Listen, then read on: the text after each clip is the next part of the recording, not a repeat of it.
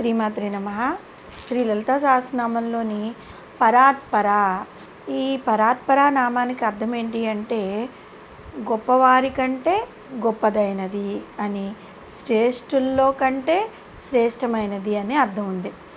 జగన్మాత ఈ సమస్త విశ్వంలో అందరికంటే కూడా చాలా పరమోత్కృష్టమైన స్వరూపం కలది కదా.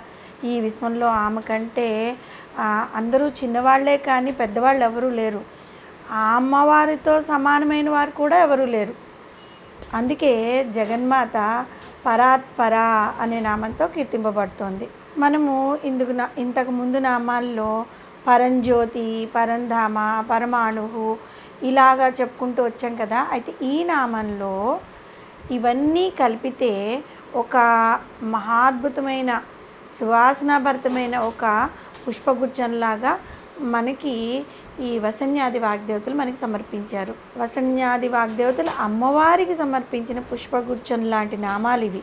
పరంజ్యోతి స్వరూపమైన జగన్మాత నివసించే పరంధామానికి చేరుకోవడానికి భక్తుడు ఆధ్యాత్మిక సాధనలో నెమ్మదిగా ఒక్కొక్క మెట్టు ఎక్కుతూ చివరిగా ఆ పరంధామానికి చేరి అక్కడ పరమాణు స్వరూపంగా ఉన్న పరాత్పర అయిన అమ్మని చేరుకోవాలి.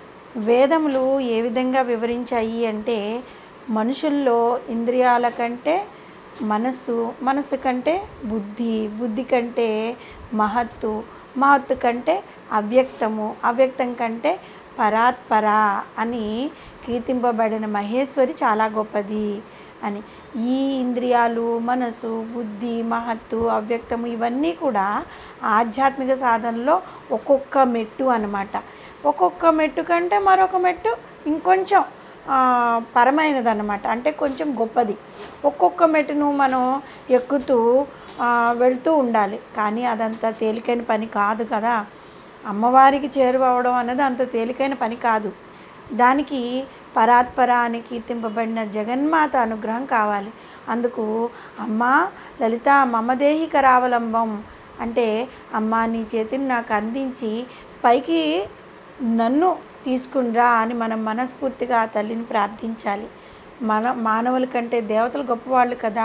ఆ దేవతల కంటే త్రిమూర్తులైన బ్రహ్మ, విష్ణు, మహేశ్వరులు చాలా గొప్పవాళ్ళు.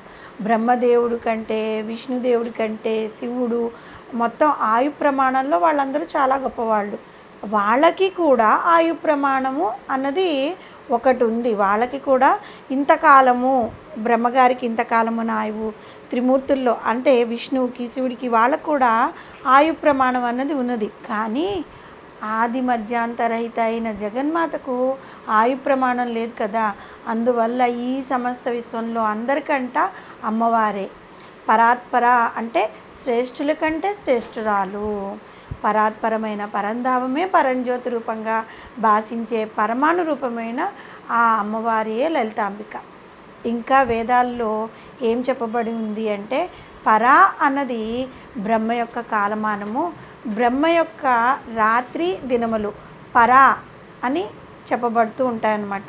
అందులో సగము అంటే పగలు కానీ రాత్రి కానీ పరార్థము అని వివరింపబడుతూ ఉంటుంది.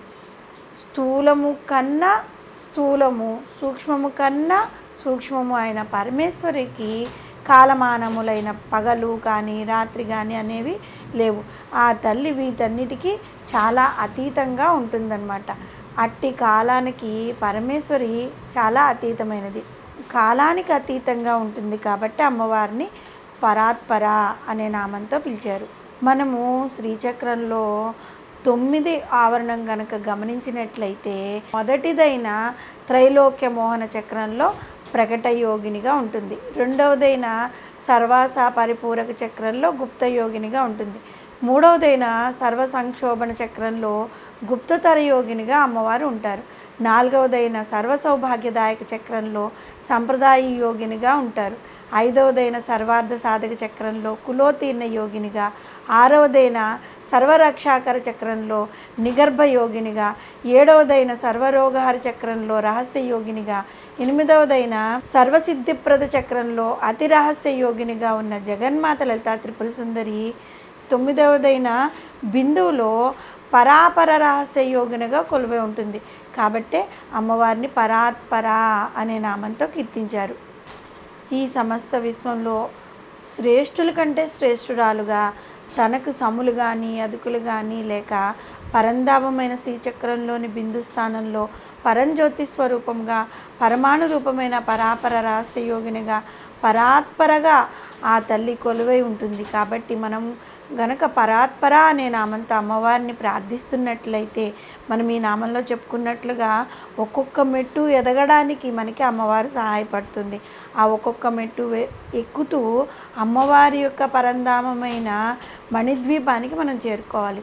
దానికి మూలము భక్తి. ఆ భక్తితో అమ్మవారిని ఏ నామంతో పిలిచినా అమ్మవారు వస్తుంది. శ్రీమాత్రే నమః.